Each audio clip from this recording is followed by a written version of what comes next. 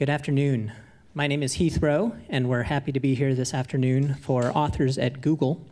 We have a guest today by the name of Tom Folsom, who's written a recent biography about Dennis Hopper called, appropriately enough, Hopper, A Journey into the American Dream. It's an LA Times bestseller, and given that Hopper has such a rich history in Venice and in Los Angeles, not just through his movie making, but through his art collecting and his life, we thought it totally appropriate to bring in Tom. Hopper's house was just 0.3 miles away on Indiana Avenue. And so if you haven't walked past that 3-house number compound, it's worth taking a look at. And his first movie, Rebel Without a Cause, shot with James Dean, was filmed almost entirely in Los Angeles. Some in Los Feliz, other parts, including Santa Monica High School. And so we're proud to have Tom Folsom here today to talk to us about Hopper and his book. Mr. Folsom. Thanks. Great to be here. So Hopper in LA, let's get down to it. Hopper moved to Los Angeles when he was 18 years old. He was raised, born and raised in, of all places, Dodge City, Kansas. Where they would have, Wyatt Earp and his sidekick Doc Holliday would, shoot it up in the Wild West. So this sort of sets the tone for what I thought was Hopper's just improbably iconic life. The thing about this guy is, which you don't realize, is he pops up everywhere. It's sort of like, I don't know, as one person put it, like a stoned Forrest Gump. But you'll see him, in the LA pop art scene. He's there with, he's buying one of the first Andy Warhol soup cans. You'll see him with James Dean in Rebel Without a Cause. And it just, you follow this guy's trail, and it's sort of extraordinary where this journey took him. So I'm going to talk about the journey in a second, but let's get back to Hopper at 18 years old now. He's moved from Dodge City, Kansas, to, of all places, San Diego, sort of that west, go west young man sort of migration after World War II. So he ends up in San Diego. He is at 13, he makes his professional debut at San Diego's Old Globe Theater. It's the replica of the Shakespearean theater. So by the time he's 18, he's actually a classically trained Shakespearean actor. He's won the National Shakespeare competition. I think, right after he graduated high school, he was voted most likely to succeed. When we look at Dennis, we sort of have different variations of this. When we look back on him, either that or sort of the shaggy pot smoking Easy Rider guy. But in high school, he was totally clean cut. From what I've heard from people that went to school with him, he wasn't really that wild either. All he was doing was acting. He knew what he wanted, and that was to be an actor. So by the time, again, he's 18 years old, he's just landed this role in this film, Rebel Without a Cause. It's his very first film because he's been signed by Warner Brothers after doing sort of this terrific television tour de force in a show called Medic. It was a very real hospital drama, and so Dennis played sort of a young patient, and he's got those haunting eyes, and so people loved him. So he had all these studio offers immediately after. But his idea of acting was Shakespearean, which was really funny. That eloquent diction. His heroes were really Orson Welles and Laurence Olivier. So you can imagine just this sort of strange-looking, eerily handsome young man who's, doing Shakespeare. This is the style of great acting. So, what happens? He's on the set of Rebel Without a Cause, filmed around Los Angeles. Up at the observatory, he sees James Dean, and James Dean is doing these things with acting that is totally off the map. It's a little bit in the tradition of Marlon Brando and before him Montgomery Clift, but it's very much, every take is different, that James Dean's doing. He's sort of almost like Animal in the way that he moves. And he's got this thing he wants it to be real. And so when they're doing this switchblade scene in Rebel Without a Cause, up at the observatory. It's James Dean, if you remember, and he's sort of against the bully gang leader, this guy Buzz. So these guys are like, sort of mano a mano, but like Dean wants to use real switchblades. He wants that sort of realism. And so, in the course of playing around with real switchblades, like James Dean gets like cut behind the ear. And so Nicholas Ray, the director, yells, "Cut." And Dean just freaks out. He's like, "If I'm in the moment, don't ever tell me to cut." And he's like, as Hopper put it, even, almost like threatened to murder his director with the switchblade. But that's the sort of commitment that Dean had to being real. And it totally changed Hopper's way of thinking about acting. I mean, this was, by all indications, he was really like the good boy who wanted to please. Like he wanted to do the right thing, act the right way. But like Dean, I mean, he's doing something completely, he's arguing with the director, he's pulling a knife on the guy.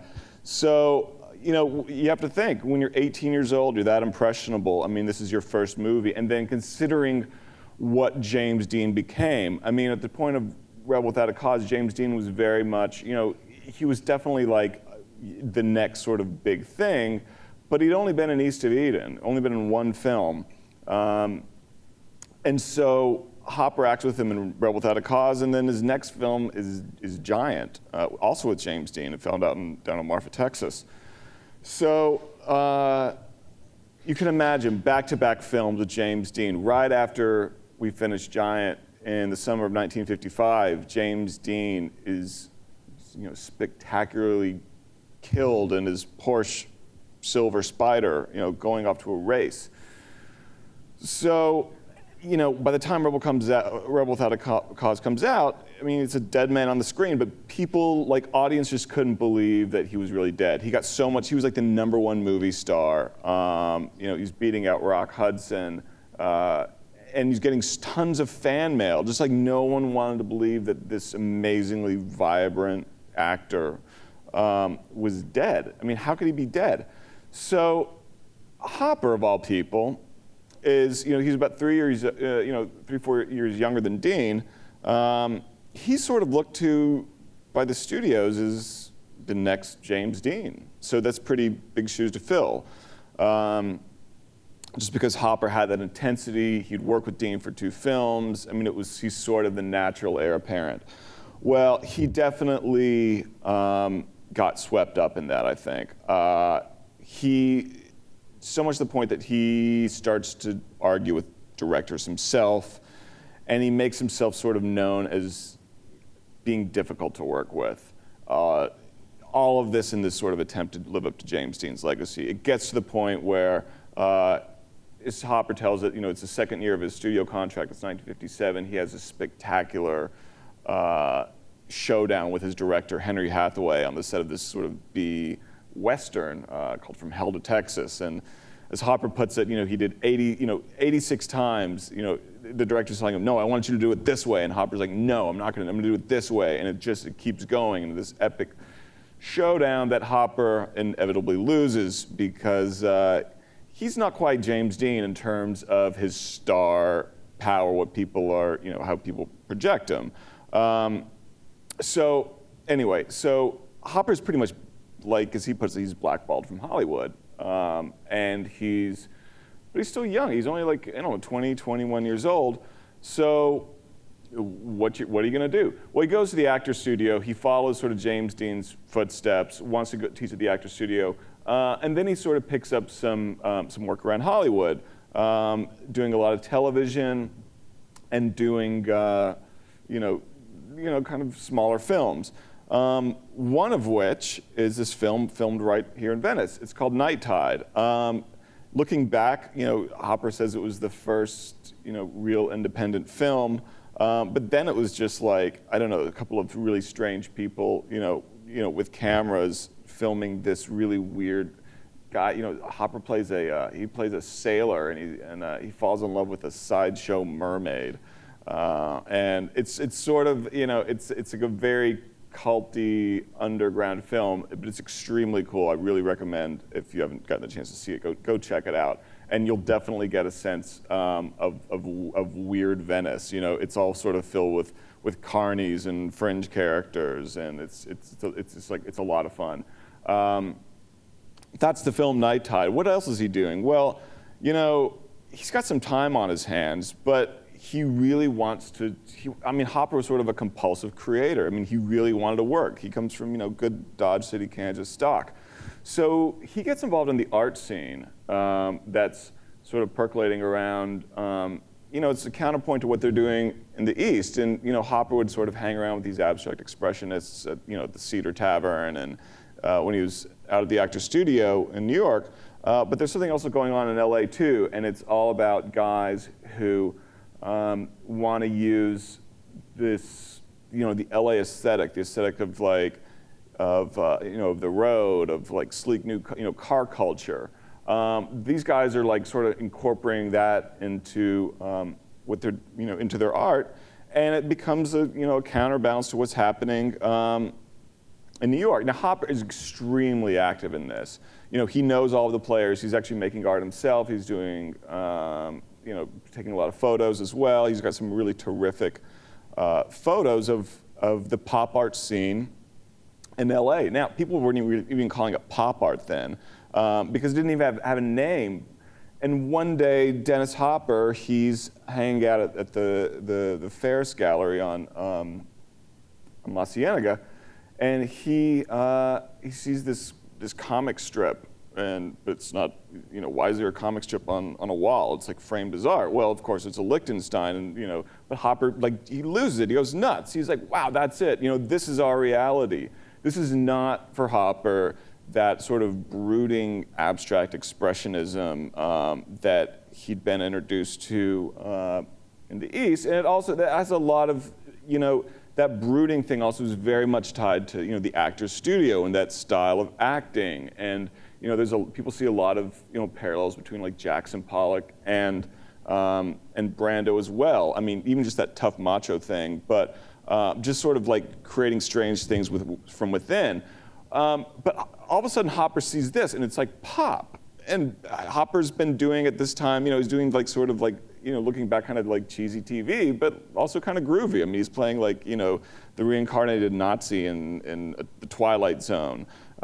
He's playing, you know, in Bobby Joe in the Beatnik episode on, you know, Beverly Hillbillies. He plays like, you know, the strange Beatnik guy. But like Hopper is sort of a pop savant. I mean, that was one thing that he got, and in getting that, he bought one of the first Andy Warhol soup cans. So where does this eye come from? I mean, he was not a classically trained. I mean, he was from Dodge City, of all places, and he grew up on a dirt farm. So, but you know, looking back, people just said Hopper just got it. Like he really got pop. And at this point, you know, James Dean was also that great pop icon, you know, after his death. But so I think that has a lot to do with Hopper's experience under James Dean. I mean, for me, all things sort of, you know, with Hopper's journeys, you know, come from Dean. Like, where is this going to take you? Well, it takes Hopper to, he wants to be where the action is. He wants to see what's happening. And I think it's that awesome documentary quality that you find in Easy Rider. It's just like that's, you know, a lot of that movie was just, you know, him and his location scout guy, and they were, you know, kind of riding around looking for locations, and they put what they saw into the movie. So this will that's sort of the thing for me that really stands out about Hopper as sort of a, you know, as a great filmmaker is just that quality of like, you know, wanting to, you know, to be there where it's happening. Well, this sort of brings Hopper everywhere. It takes him to Haight-Ashbury in the 60s. It takes him to like Taos, New Mexico in the 70s after he does Easy Rider, which was, of course, a phenomenal success. And he sort of gets involved in this whole, which is on the cover here, this sort of cosmic cowboy scene. I mean, this is the same thing when you think about like, you know, great Chris Christopherson songs, one of which he actually wrote about Dennis. And those two had a connection as well. Dennis offering Chris Christopherson his first acting gig in a film called The Last Movie that was shot in Peru. So, it keeps taking him to like, where it's happening in pop culture, but, always wanted to be where the action is sort of also taking its toll on Hopper. I mean, one of the things that he followed was the drug scene, and he would ingest, copious amounts of whatever the happening drug was at the time, the 70s being tons of cocaine. Well, this sort of proves unsustainable, and I feel that, like, at the end of every chapter, how did Hopper live through this chapter? But somehow he did it. And lo and behold, when people thought, Dennis is like, he's a goner. I mean, he was so far gone, you'd find him wandering around Mexico in the jungle naked. What is up with this guy? You know what? He gets sober. He gets to the point where he can't do it anymore. He does, 12 steps, gets sober, and of all places, he leaves Taos, New Mexico, and he moves to Venice. Venice in sort of the mid-'80s being a very different scene from Venice today. So I'm going to read a chapter about Hopper coming to Venice, and one of the more improbable movies that you're like, wow, Dennis Hopper did that? It's a movie called Colors, about the LA gang scene. So I'm going to read this chapter. It's called Colors. All right. In a tweed suit, Hopper moseyed through the land of the unwanted, abandoned autos, burned down homes, trash-littered sidewalks. He was accompanied by his female bodybuilder friend from Beverly Hills, who'd recently appeared in Playboy and was a muse for fine art photographer Robert Mapplethorpe. Hopper climbed over a graffiti-littered wall at the end of a dead-end alley. 3 silver futuristic bunkers loomed in the wasteland of Venice Beach, California. "I love them," said Hopper. "I just love them. These are so amazing and genius." The trio of shacks seemed to have built for Hopper. He felt as if he'd commissioned them, much to the delight of Venice artists Laddie John Dill and Chuck Arnoldi, up a creek financially on their artist colony sinkhole in the ghetto that they'd gotten budding architect Frank Gehry to design. Only the buildings were built backwards because the blueprints were read that way. One would-be tenant, a UCLA student, squinted at the graffiti and deciphered a death threat and split. And the only takers so far were the cops who'd been using these bunkers for surveillance to bust a crack house across the street. Well, Hopper snapped one up in 1987 with plans to get the other shacks when he could.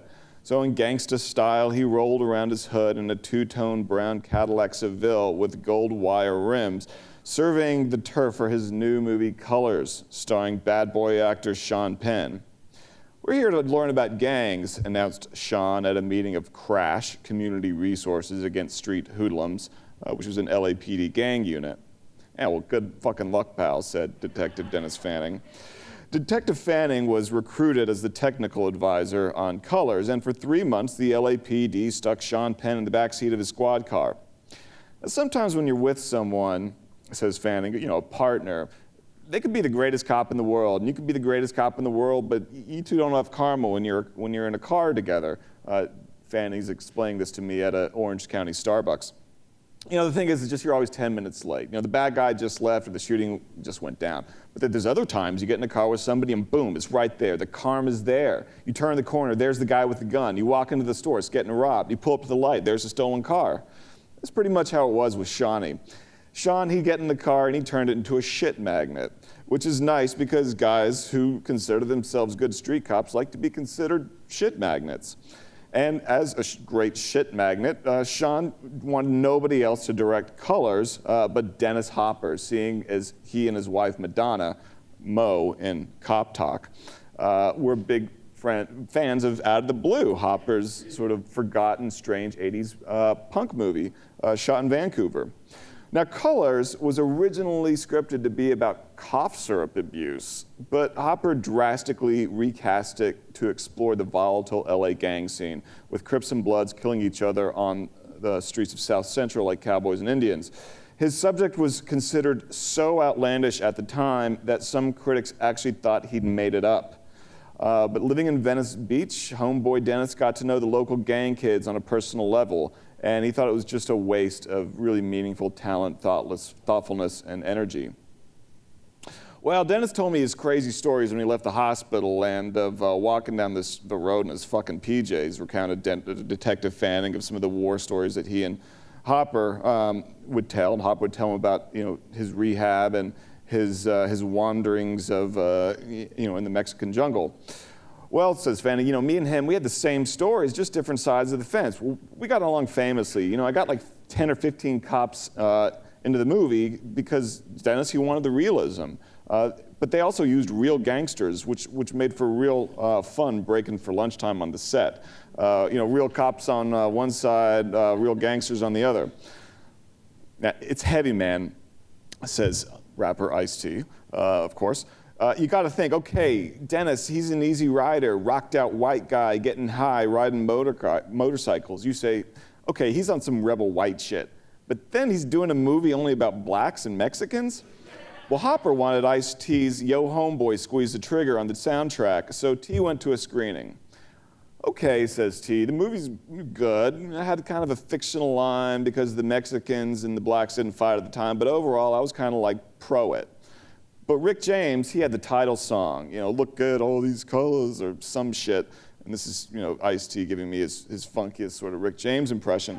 But without asking, says T, I left the studio and we laid the song Colors. I just submitted it cold.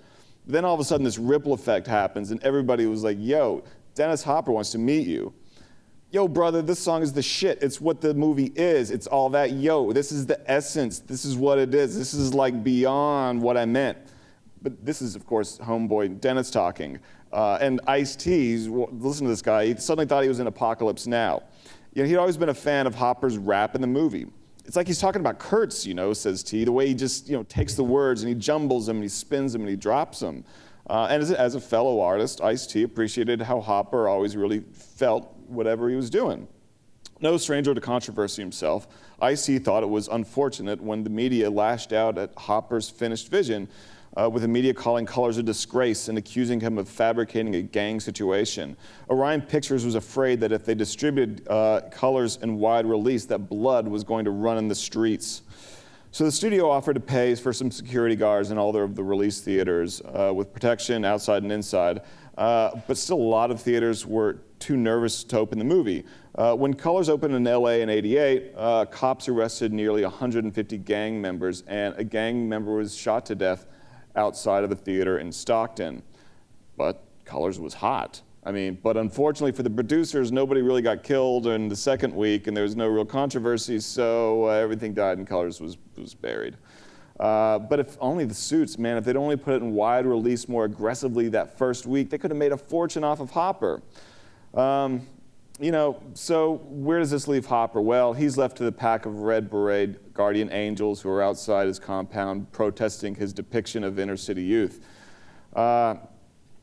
Clearly Hopper needs to fortify at this point, so he buys the Gary shack on the vacant lot behind him and he proceeds with phase 2 of his compound. Up goes a silver futuristic fortress skin with a wave-like hyperbolic roof and an asymmetrical windowless industrial corrugated steel facade. Hopper connected his original Gary shack to the second he procured with a series of jarring heavy-duty catwalks. He'd bought a third bunker a few years later. It was like a paranoid cocaine drug lord's insane bunker. Only sober in Hopper's case. But they'd have video monitors playing for him like an ongoing surveillance loop, which sort of fed into Hopper's paranoia and served as also artful background footage. And all the lights in his house would flash at any unauthorized footstep. The compound was buttressed by a handgun stuffed into one of Hopper's socks and a backup shotgun tucked away on the premises. Completing his American dream home, Hopper put up a white picket fence, just like the kind that Annie M. put up in The Wizard of Oz, or something you'd see along the streets of Blue Velvet's Lumberton, separating him from Venice's mean streets. There's a little door on one side of the fence in the back with razor wire all around it, explained Hopper of one of the compound's secret features. After I put it up, I went out and I came back and the guys, they'd sort of just taken off the door off and they'd laid it down. It was still locked, but just laid down. Well, I'm living on their turf, you know. I mean, it's my turf too, because this is America. That's my reading from Colors. Again, where do we find Hopper? We find him, you know, wanting to be where the action is, and he does this gang movie, you know. And before, he wanted to be where the action was in the 1980s for this film Out of the Blue, and it was about punk music. It was really one of the first, like, you know, punk, you know, movies about punk. He's not really into punk. He didn't really like punk, but he liked reality. He wanted to be where it was happening. So he covers the punk scene, and he does this film Colors like 3 years before, you know, films like Boys in the Hood, and that whole sort of slew of gang movies that came out. But the guy, you know, the guy had a ton of faults, but he was, I mean, one thing you could say about him was that, he had this extraordinary journey, which is why I really wanted to write this book about him. I mean, I really felt this was like a modern day Don Quixote out chasing his American dream. You know, but he had an eye. I mean, he knew what was significant and like what was sort of garbage and crap. And you know, he definitely did a lot of crap in his later years, but you know, the guy wanted to work, you know. He was happy working, and you know, at the end of his life, I just felt he was like living, breathing pop. You know, he'd be like on the you know, in a Super Bowl commercial doing those weird Nike ads, and then you'd see him in, you know, in Waterworld with this eye patch, and then you'd see him in Speed as this, you know, the crazy manic guy, which someone told me later, they actually said that Hopper felt that Speed was actually his toughest acting role because he was basically like locked in a room on a phone. And I mean, that's your range. So you just, I mean, he was just like, look, I mean, so, but you know, what he really did, you know, bring some amazing like talent to these roles. But, you know, unlike a lot of actors whose lives are pretty much just defined by the roles that they do, and then what do you do in your downtime? Well, I don't know, just sort of hang around, do lunches, this, that, the other. I mean, I really felt that Hopper's life, what came between those roles, was really like greater than any of the roles he'd ever played. I mean, I think his greatest role really was his own. So thank you for listening to me, and I would love, if you guys have any questions or anything like that, I'd like to see where it goes. Yeah. Were you concerned at all? Did you hear, like, was he unhappy, living a miserable marriage for the last years of his life really hard, or, you know, how was he feeling? I think, you know, Hopper, whether he was, you know, even when he got sober, I mean, he was still the same person. I mean, it was very much, I mean, this was a guy who I felt wanted to like literally live that two-dimensional life on the screen. Like, he wanted to be that cowboy riding off in the sunset. So the guy lived his life like a movie. And so when you do that, you're gonna have like all these tumultuous ups and downs. But it's also sort of like tremendously exciting. I mean, that's sort of what like, you know, that's what got him off. You know, it was like really, you know, just wanted to be always where it was happening. So, you know, I don't think he was, I never got the sense he was really like miserable. He was like, you know, he had those moments where it was like a lot of, you know, he's like, well, you know, at one point he tells Charlie Rose that he really considered his whole career, you know, like a failure. But then there's also that side where, you know, maybe he's just sort of playing the acting role of like the great failed genius, like an Orson Welles. You know, there's something really sort of romantic about that. But who knows? It was just, what a strange journey. I mean, this guy, you forget when Easy Rider came out. I mean, he was on the cover of like the biggest magazine, Life magazine, and he's a bona fide icon. And then what happens to this? You know, he's there for that moment. I mean, he is the guy, like in 1969. And then he goes to kind of Peru and he shoots this really acid cowboy movie. And he sort of disappears. And then we see him pop up in Apocalypse Now in the jungle, you know, doing this crazy rant. But it's, you know, what a life. And I just think the guy, he never stopped, I think, until the end. And at the end of his life, he's literally like watching old cowboy movies. You know, it's just reconnecting with that, you know, that sort of, I think, the original myth of his childhood. Do you think that his early success as a director kind of like hemmed him in at the end, made him kind of like afraid of being able to get back to where he was? Well, I think, right, yeah. Well, his first movie was, you take $300,000. I mean, just from a financial standpoint. Okay, you take $300,000, you and your buddy, and you go down to New Orleans. You start shooting in Mardi Gras, and then from these sort of beginnings of this, trying to chase a parade down with these like little 16mm cameras, and everybody's sort of on acid and going nuts and this, that, the other. I mean, that makes $40 million. So at the box office, so studios are basically like, whoa. I mean, he really does revolutionize Hollywood. It's sort of the idea that if this guy's not going to be able to like come through the front door and be like a Paul Newman, it's like a good boy actor and like the shining sort of star, like he's going to change the system so it like works for him. It was sort of a product of his time. I mean, that a movie like that was sort of bound to happen. And in some ways, Midnight Cowboy did that, but it was really Easy Rider that did that. And so Hopper gets the chance to do basically any movie that he wants to do, and he's really passionate though about this sort of trippy Western that he'd written called The Last Movie. And they gave him $1 million for it. He had final cut, and he made a very it's a really personal vision, but it's very strange. I mean, I personally think it's super groovy, but like people at the time, I mean, it's, critics sort of hated it. I mean, but it did win the Venice Film Festival. It's like one of these films that if you talk in sort of film circles, it's like this sort of great lost work because it was edited so many times and no one really exactly knows what exactly the definitive version of the last movie is.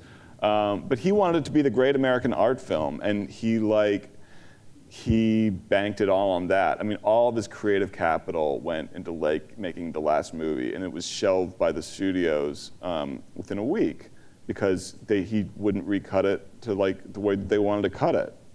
So it's definitely, it's an experimental film, but I think after that, Hopper was lucky to have ever made another film again. But the films that he would make after that were like, they were just, he wanted like narratives that people could like follow. So I think he lost some of that, like, we're gonna make something that's like totally crazy, totally nuts, for the sake of like, I can do a really straight up Hollywood movie. And if you look at Colors, I mean, it's really like, it's a Hollywood movie. It's like a buddy cop movie. And, it's very sort of mainstream. It was just the subject matter was like just about 3 years before its time. But he, I think he probably still really harbored dreams of like making that sort of great film at the end. And it proved really elusive to him. How would you contrast or compare that personal vision of the last movie with his connections with pop art? It seems like there's something slightly disjoint about this, personal artist vision and the very commercialized sort of generic. Absolutely. I mean, Hopper he really believed that the last movie was going to change things. I mean, this was a guy who thought that Easy Rider was just a warm-up for his sort of grand plans. And, who could blame him for thinking that at that time? I mean, this was a guy who, he was so well-versed in what was happening in art, and he wanted to bring that sensibility. He thought that people were they're gonna love the last movie. I mean, he thought it was gonna be another sort of revolution, but he just found out that people weren't interested. They wanted that sort of easy ride of the Easy Rider, this sort of very straight narrative. So, it was, that's sort of the one thing that I didn't know about Hopper when I came to this book. And that's the one thing that sort of became the centerpiece was the last movie. And it sort of, to me, was I thought that was his heroic gesture. I mean, that was really, this was a guy who could have done anything, and he banks it all on his personal vision in a really hostile environment of the corporate studios. And he was able to, just the fact that he was able to do it, I think it's pretty extraordinary, but really just the fact that he stuck behind his vision. And I think, it's a vision that you can't totally write off as to cocaine and drugs, It was a personal, that was the movie he wanted to make. I mean, just like Easy Rider was a film, it wouldn't have been the same film without pot. So, you know, it's part of the fabric of it. And, you know, cocaine was in the last movie. But it was his vision, you know, and so I thought it was, you know, again, like, it's a pretty epic thing, you know, man against, you know, the corporate, you know, studio system, and he took him on, and like, he was totally fearless.